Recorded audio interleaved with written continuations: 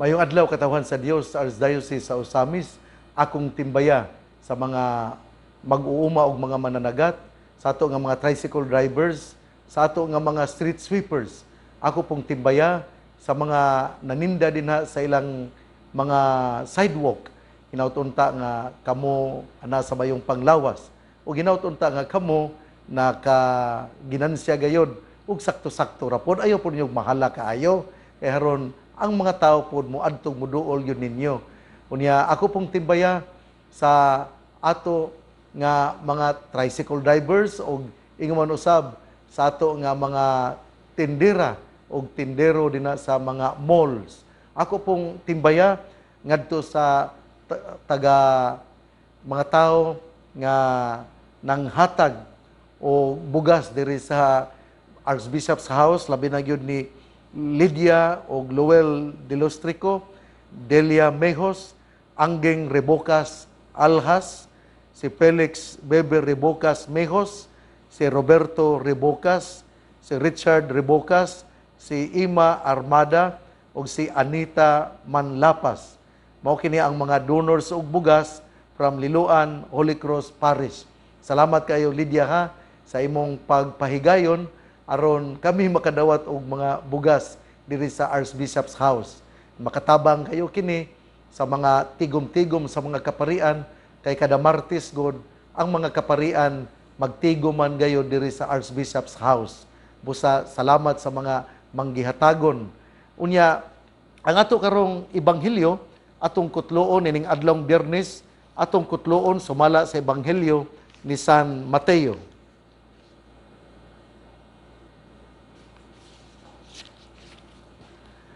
Si Jesus mingon sa iyang mga tinun-an, pamati kamo, ako nagpadala kaninyo nga sama sa mga karnero ngadto sa panon sa mga lobo. Busa kinahanglan nga magmaigmat kamo sama sa bitin ug magmalumo sama sa salampati. Pagbantay kamo kay may mga tao unya nga mudakop ug mutaral kaninyo ngadto sa hukmanan ug latuson kamo nila sulod sa ilang mga sinagoga. Taralon kamo atubangan sa mga punuan ug sa mga hari tungod kanako ug makasangyaw kamo sa mayong balita ngadto kanila ug sa mga dili Hudiyo. Kung taralo na kamo sa hukmanan, ayaw kamo kabalaka unsay inyong isulti o unsaon ninyo pagsulti. Kay inigabot na sa panahon, hatagan kamo sa inyong isulti. Kay ang mga pulong nga inyo unyang isulti, dili inyo, kundili iya sa Espiritu sa inyong amahan nga magsulti diha kaninyo. Itugyan sa mga tao ang ilang kaugalingong mga igsuon aron patyon ug mausab kini ang buhaton sa mga amahan ngadto sa ilang mga anak. Makigbatok usab ang mga anak sa ilang mga ginikanan ug ipapatay sila sa mga anak. Dumtan kamo sa tanan tungod kanako apan maluwas ang magpadayon hangtod sa katapusan. Kung lutuson kamo nila sa usa ka lungsod, kagiw kamo ngadto sa laing lungsod. Sultihan ko kamo nga sa dili pa ninyo mahuman ang inyong buluhaton sa tanang lungsod sa Israel, moabot na ang anak sa tao. Ebanghelyo sa Ginoo. Daygon ikaw o Kristo. Mga igsoon usbon ko, salamat sa tanan nga manggihatagon sa Archdiocese sa Ozamis. Ako yung pasalamat ninyo sa ato nga mga katawhan, sa ato nga mga tabang yun dinhi sa Archdiocese. Labi na gyud kay magsugod naman ang klase. Kunya ako yung pasalamat sa vocation committee sa diha sa Parish Vocation Committee. Hinaut-unta nga inyong tabangan labi na gyud diha sa college, mga college seminarians. Ang musulod gud sa college seminarians, ang mga ginikanan maoy mo sa gubang sa gastuhanan diya sa college kay mag-college mo gid ilang anak, pero diri sa seminaryo amo yung auhag mao nga ang vocation committee mao gyud ang musagubang pod sa bayranan sa musulod sa seminaryo. Sa ato pa duha day ka pamaagi ang pagbayad dinha sa college seminary. Ang ginikanan, ang mama ug papa maoy mubayad sa pag-eskwela sa ilang anak didto sa Lasal, pero ang vocation committee sa parokya mao ang mubayad sa seminaryo kay anak man sila magpuyo, anak man sila mukaon sa seminaryo. Unya, doon na mapudtay bayranan sa suga, doon na tay bayranan sa tubig, doon na tay bayranan nga atong i-maintain din sa seminaryo o anak man sila magkaunan ang ato nga mga seminarista nga college mo na nga duha ka pamaagi ang pagbayad nila dina sa eskwelahan kay nag-college man sila sa Lasal unya diri pod sa seminaryo tungod kay naaman sila nagpuyo mura mag board and lodging nila diya sa seminaryo muna nga ang mga ginikanan mubayad sa eskwelahan sa Lasal ug ang vocation committee diya sa parokya mao ang amo nga gihangyo nga maoy mo bayad dina sa pagkaon pagpuyo sa seminarista dina sa Banyadero sa St. John Paul II College Seminary. Ang ato karong ebanghelyo sumpay kini niadtong miaging Miyerkules din gipundok ni Hesus ang mga tinun-an unya iyang gipadala. Unya dinhi mingon ang atong Ginoo ang ebanghelyo nga pamati kamo. Ako nagpadala kaninyo nga sama sa mga karnero ngadto sa panon sa mga lobo. Motay kuyaw gid kay no? I am sending you like a sheep in the midst of wolves. Lusod jud kaayo kay dinhi makita nato ang contrast sa sheep and the wolf. We know that the sheep is really very obedient, very mild, and then very submissive, while a wolf is really very wild and also ready to devour anybody. Mao na nga dinhi atong makita nga ang mga tinun-an sama sa usa ka karnero nya ipadala didto sa mga lugar nga dautan. Unya giingnan dinhi nga kun tuan na kamo sa lugar diin kamo nagkalisod-lisod, pagbantay kamo kay pagmaigmat kamo, kinahanglan nga magmaigmat kamo sama sa bitin ug magmalumo sama sa salampati.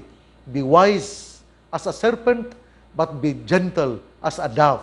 Mao ni nga kuan jud kaayo kanang konkreto jud kaayo ang pahimangno sa tong ebanghelyo karon alang sa mga kaparian nga whether you like it or not, some people will be for you, they will praise you.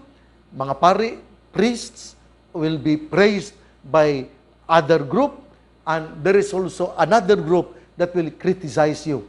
But you have to endure, you have to persevere. Unya mipadayon ang ebanghelyo nga miingon nga taralon kamo atubangan sa mga punuan sa mga hari. Unya kining lisod-lisoron kamo, but do not be afraid. You speak because the Holy Spirit will guide you what to speak. Kining ako na hinumdum yung kuani sa obispo sa una sa Basilan. He was sent to China in 1949. And at that time, in 1949, the communists took over the government there in China.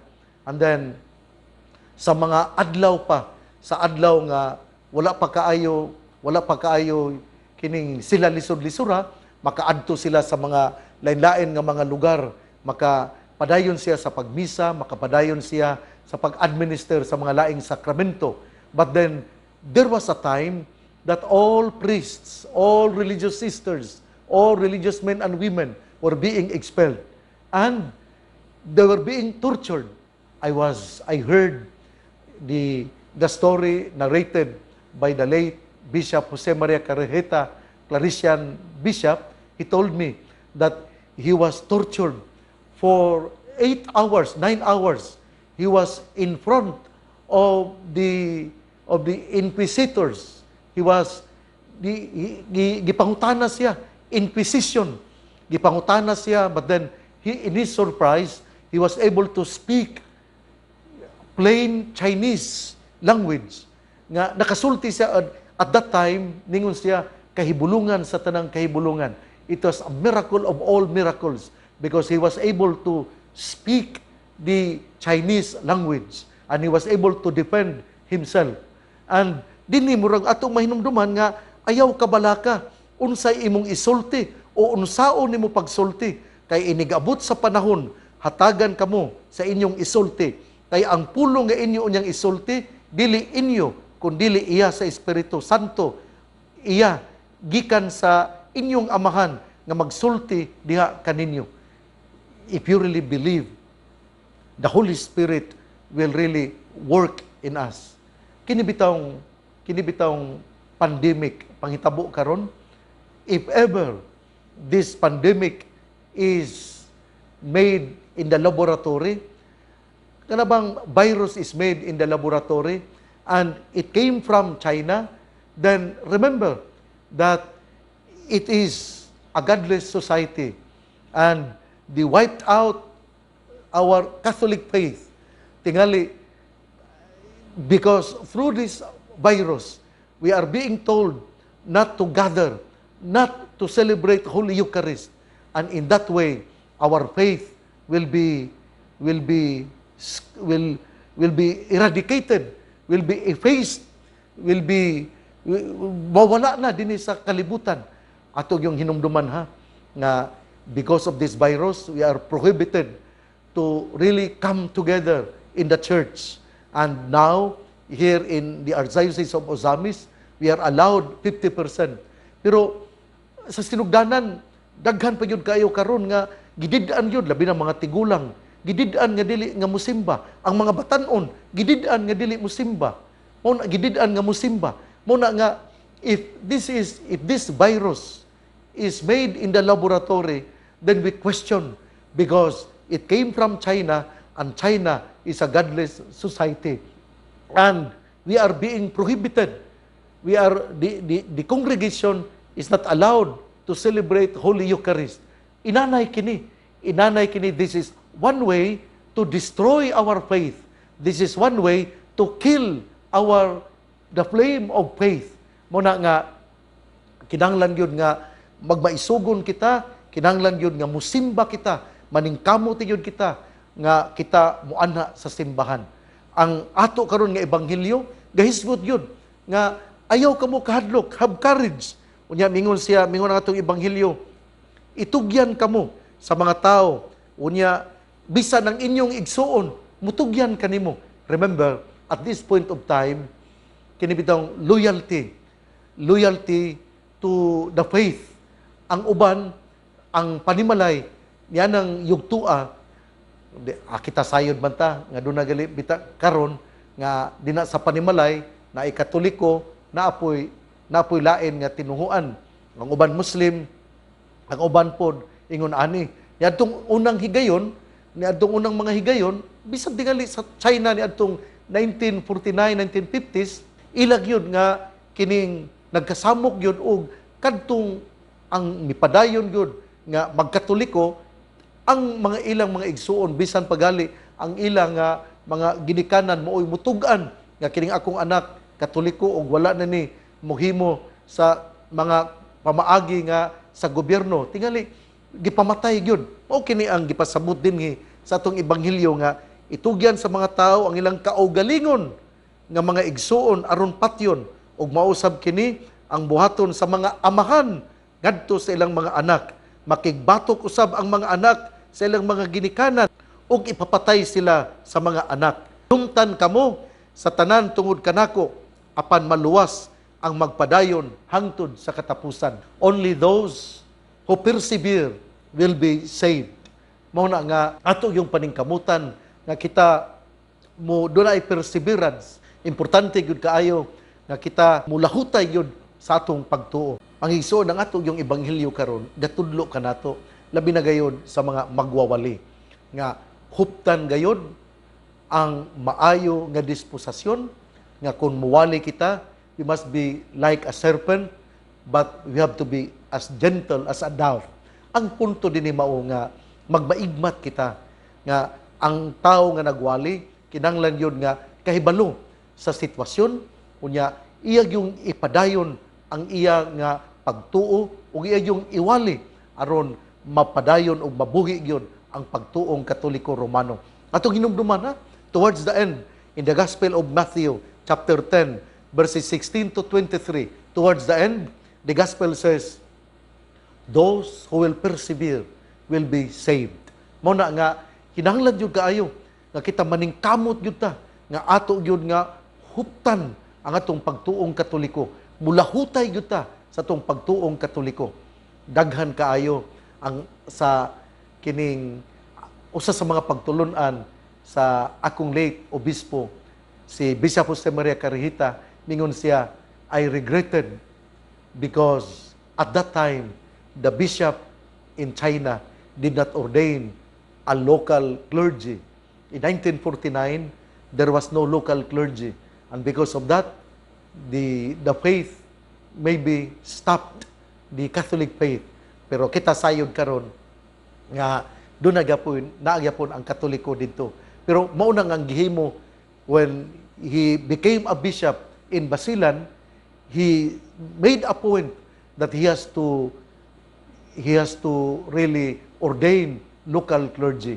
Ug dina karon sa Basilan, 14 ka pari mauna ang taga mga Basilinyos, mga nagpuyo o nataw dina sa Basilan, mga Basilinyos, mga Isabelinyos. Muna nga that was really the dream of the late Bishop Jose Maria Carihita, CMF, that he will ordain local clergy because of his experience in China, that there was no local clergy, and because of that, they abandoned the place when they were expelled.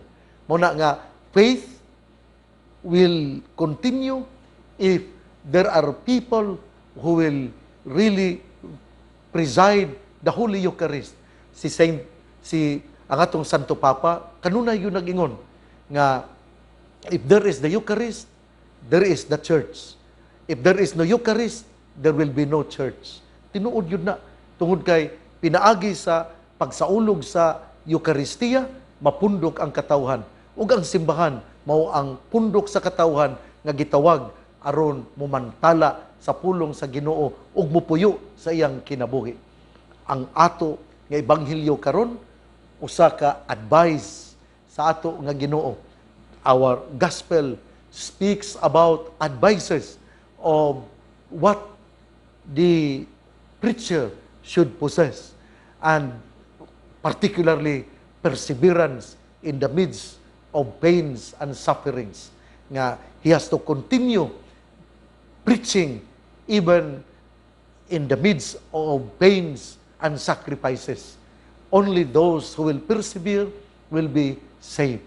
Igsuon, pitsa karon nga Jess sa bulan sa Hulyo o usbon ko nagpadayon ang ato nga nobina mas, ang nobina o ang misa sa Birhen sa Kuta. Ika-upat na karon ka adlaw sa ato nga pagmisa dinha sa Kuta, o ang nobina mas magsugod sa alas 4, ang nobina unya sundan ka na sa misa. Hinaut unta nga ang pulong sa Ginoo kit paningkamutan nato nga mapuy-an, paningkamutan nga mahatagan og kinabuhi, kay ang tawo nga nagpuyo sa pulong sa Ginoo sama sa kahoy nga gitanom daplin sa usa ka sapa kansang dahon dili gayud malaya. Tempo sa timbunga siya mamunga, igsuon ugma na usab uban sa pangaliya sa Birhen ni Birhen Maria, ang Birhen sa Kuta, nagnubina sa Birhen sa Kuta, nagpadayon ha, ika-upat na karon ka adlaw, unya alas 4 sa hapon magsugod. Ang Ginoo magapanalangin kanato sa ngalan samahan sa Anak ug sa Espiritu Santo. Amen.